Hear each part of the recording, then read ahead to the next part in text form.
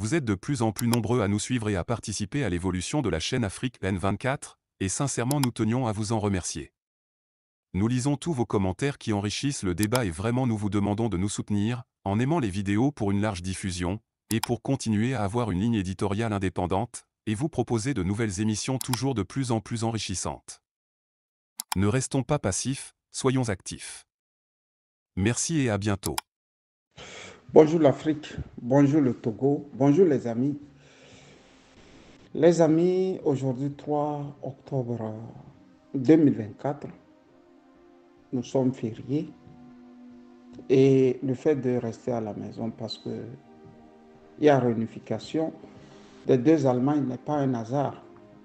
En effet, le 13 août 1961, un mur était érigé par les autorités de la République démocratique allemande, encore appelée RDA, pour séparer le secteur oriental du secteur occidental. C'est ce qu'on a appelé le mur de Berlin. Sauf que dans les années 89, et plus précisément le 9 novembre 1989, le mur va brutalement s'écrouler. Le mur qui divisait les deux Allemagnes va s'écrouler. Et avant qu'il ne s'écroule, cela n'était pas aussi dû au hasard. On a dû convaincre les autorités russes dirigées par Gorbatchev et Ronald Reagan surtout, en ont beaucoup travaillé pour que le mur tombe, afin que les deux peuples se réunissent. Vous remarquerez très bien que les gens qui disaient qu'il faut sauter le mur qui sépare l'Allemagne de l'Est à l'Allemagne de l'Ouest sont les mêmes gens qui s'arrangent pour que les deux Corées ne se parlent pas. Mieux qu'ils se regardent en chien de faïence. Ce n'est pas de ça que j'ai voulu vous parler. Nous sommes fériés ce 3 octobre 2024, comme tous les 3 octobre de chaque année, qui sanctionnent la réunification des deux Allemagnes. Nous sommes fériés et ce qu'il faut retenir est que la chute du mur de Berlin a sanctionné aussi, selon les Occidentaux, leur victoire sur la Russie, ou mieux l'URSS dans le temps, parce que ça va précipiter les indépendances de beaucoup de pays que constituait l'ancienne Union des républiques socialistes soviétiques. Ce n'est pas de ça que je veux vous parler. Je veux vous parler de ce qu'a connu le député sénégalais Guy Marius Sagna. Vous êtes témoin comme moi que le député a souffert dans sa chair. Le week-end dernier, tabassé, molesté, humilié, joué comme un ballon en terre togolaise. Nous tous, nous avions pu prendre sur nous de faire des sorties, de nous apitoyer, de crier notre ras-le-bol, de se morfondre. On a fait ce que nous faisons habituellement. Sauf qu'il y a quelque chose qu'on ne veut pas faire. Et comme toujours, quand vous ne faites pas ce qu'il faut faire, quand il faut le faire, ne vous étonnez toujours pas que nous soyons dans l'attentisme, que nous souffrons de la dictature. La dictature a la capacité de poser des actes. Mais on n'a pas la capacité de poser les solutions adaptées aux actes que la dictature pose. Fin de course, nous sommes incapables de nous souvenir de ces deux mots que Staline prononçait toutes les fois qu'il était coincé et que l'horizon était sombre. Les deux mots sont ceux-ci. Que faire? Que faire? Le député a été molesté, tabassé. Des Togolais comme Madame Adjamagbo Brigitte Kafu ont été brutalisés. Les Sakibou, ce syndicalistes, ont été brutalisés. Leurs voitures caillassées. Et beaucoup de Togolais qui se trouvaient dans les rayons immédiats du député sénégalais ont connu les foudres de quelques loubards, de quelques nervistes que la dictature togolaise a toujours entretenu et dont personne ne veut en parler. Je voudrais que chacun se pose cette question, que faire? Et quand moi, à mon niveau, je me pose la question, que faire? Je m'en vais tout de suite remarquer que au Togo, il y a eu seulement deux génies, deux personnalités qui ont eu la capacité de se poser la question, que faire? Et depuis que ces deux personnalités ne vivent plus, il n'y a plus des Togolais qui se sont posé la question de savoir que faire quand le pays est bloqué, quand on ne trouve plus de solution. D'abord, Sylvanus Olympio s'était posé la question, que faire? Et c'est en se posant la question, que faire, qu'il a pu, tel un magicien, se faufiler entre les mailles du colon français et enfin réussir à imposer, je dis à imposer, la loi qui permette aux Togolais d'être désormais libres, accédant du coup à l'indépendance. Le second, certes brut, selon les uns, inculte, analphabète, selon les autres, a aussi marqué son temps à se poser la question, que faire? Feu Gnassingbé et Adema a eu l'intelligence de se poser aussi la question, que faire? Sinon, il n'aurait pas pu durer 38 ans au pouvoir. En effet, quand le mur de Berlin tombe en 1989, quelques mois après, François Mitterrand va convoquer les pays africains du giron francophone à se retrouver dans la ville française de la Boule.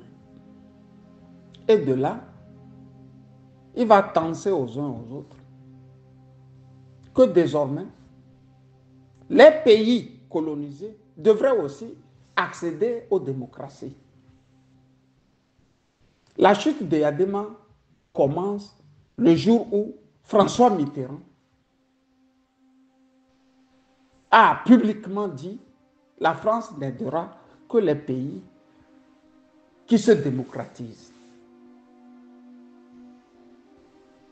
Voyant son régime à bout de souffle et prenant des coups, Feu et Adema va se poser la question, que faire? Il lui fallait absolument trouver les solutions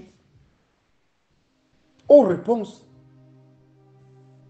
ou mieux, pardon, aux questions que lui posait le peuple togolais dans sa quête pour la démocratie. Yadema pêle-mêle va se trouver des solutions. Les plus importantes, c'est de bousculer les Togolais. Non seulement il va se mettre à bousculer les Togolais par la force. Il va se mettre aussi à bousculer les Togolais par la manipulation. Je crois savoir que c'est ce qui manque à l'appel de l'opposition togolaise.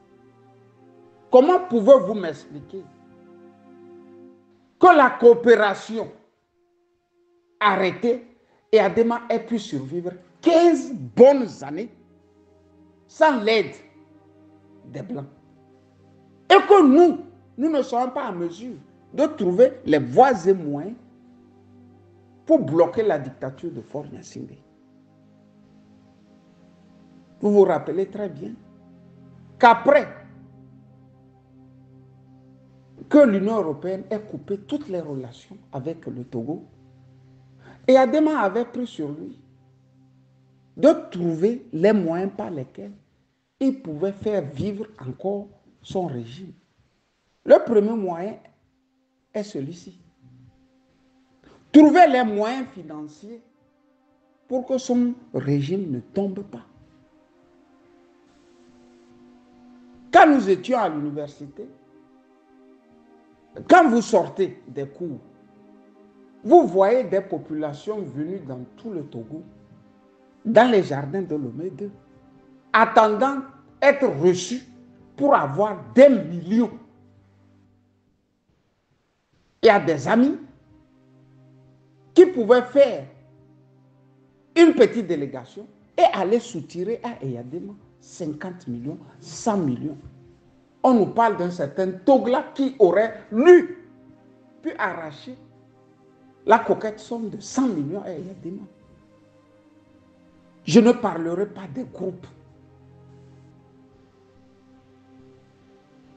qui devraient faire la queue, chacun prenant 50, 100, 200 millions et ainsi de suite. Je ne parlerai pas des rebelles ivoiriens qui devraient aussi prendre beaucoup d'argent. Je ne parlerai pas des diplomates, des amis directs d'Eyadema. Question, où trouvait le général cet argent? Après recoupement, nous avons compris que le général a dû comprendre que quand on ne peut pas affronter quelqu'un par les armes, on l'affronte par l'esprit. Pour tout dire, on l'affronte par l'intelligence. Ici, l'opposition togolaise n'a plus d'intelligence. Sauf que Eyadema, lui, il avait eu l'intelligence de se trouver des sous. On parlait en ce temps, en ce moment, d'une machine à fabriquer de l'argent. Et oui, c'était bien vrai. Lomé 2 avait cette machine et tous ceux qui sont encore vivants, les barquets et autres, savent très bien qui avait eu cet argent. Je ne parlerai pas de Charles Konan Bani, alors patron de la BCAO à Dakar, qui a dû précipitamment faire le déplacement de Lomé pour dire à Feu Gnassingbé et Adema qu'il y a quelque chose d'anormal ici. Parce que le franc CFA accordé au Togo devenait tellement immense sur le marché qu'il y avait quelque chose qui n'allait pas. Le reste de mon récit, vous nous lirez dans les livres. Comme pour vous dire que vous voulez que mon régime tombe. Je vais faire le faux. Autant dire que on a dû inoculer de l'argent sale en terre togolaise. Voilà les idées que celui que nous avons toujours appelé inculte, analphabète, tout ce que vous voulez, avait mis à son profit pour garder le pouvoir et ensuite le léguer à son fils. Question. Pourquoi l'opposition togolaise ne s'est n'ont-elles jamais posé la question? Que faire? Les militants sont tabassés, les opposants sont tabassés, d'autres contraints à l'exil, d'autres contraints à la prison. Mais jamais personne ne se pose la question, que faire? Il est temps de se poser la question, que faire? Pour la simple raison que si on ne fait rien, le RPT uni va finir par nous écrabouiller, nous tous. Quand on crée un parti d'opposition, on donne aussi aux militants la force et la capacité de se défendre. On ne crée pas un parti pour être élu président et être magnifié, bien qu'on le mérite. Citez-moi un seul opposant togolais, à l'heure où je vous laisse ces lignes, ces mots, qui mérite d'être un patron de parti politique. Que vaut un père de famille qui ne sait pas protéger sa famille? Je reprends. Quel titre, quelle valeur, quel respect a un père de famille quand ce dernier ne peut pas protéger sa femme, ses enfants, ses cousins, ses neveux, ses beaux-pères, ses belles-mères? Autant dire que l'opposition togolaise ne s'est jamais posé la question que faire. Si on s'était posé la question que faire, on aurait trouvé les solutions, tout azimut. Sylvanus Olympio s'est posé la question, que faire dans la foultitude de traîtres qu'il avait à côté? Les chefs traditionnels du Nord Togo, avec les Derman Aïva, le PTP, le Parti Togolais du Progrès, avec les Gruniski, qui le harcelaient et qui voulaient absolument que le Togo restât une colonie française. Et Sylvanus Olympio, qui lui voulait absolument l'indépendance ici et tout de suite. Entre les traîtres et les indépendantistes, il fallait être absolument intelligent. Fin de course, il nous a au moins donné l'indépendance, au prix même de sa vie. Et Adema a eu le malin plaisir de manipuler et de se poser un jour la question, que faire? À partir du moment où ceux qui me soutenaient m'ont coupé la coopération, je fais quoi? Il s'est trouvé une planche à billets.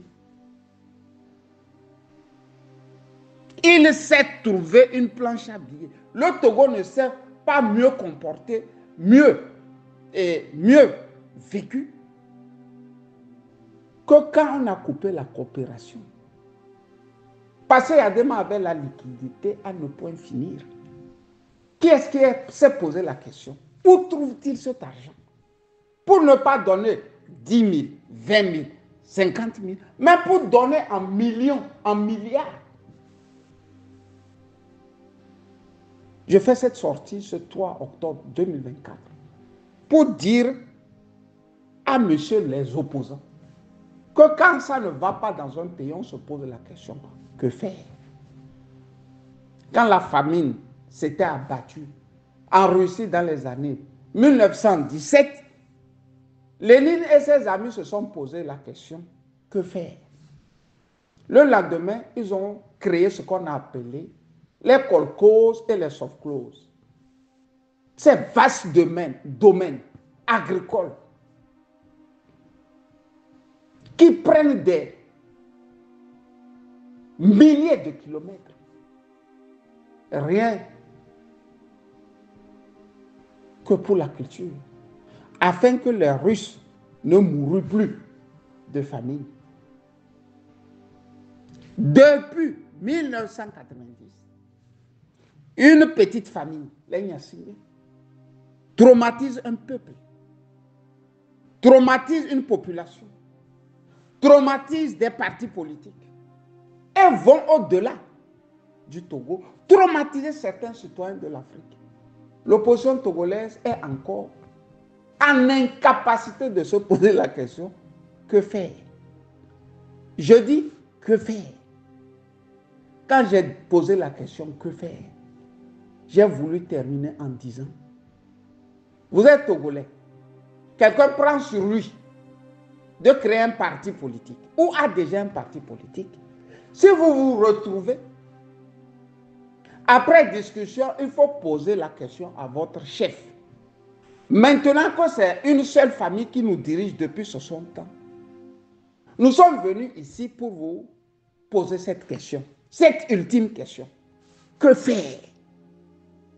Bonne journée de jeudi à toutes et à tous. Camus Sali.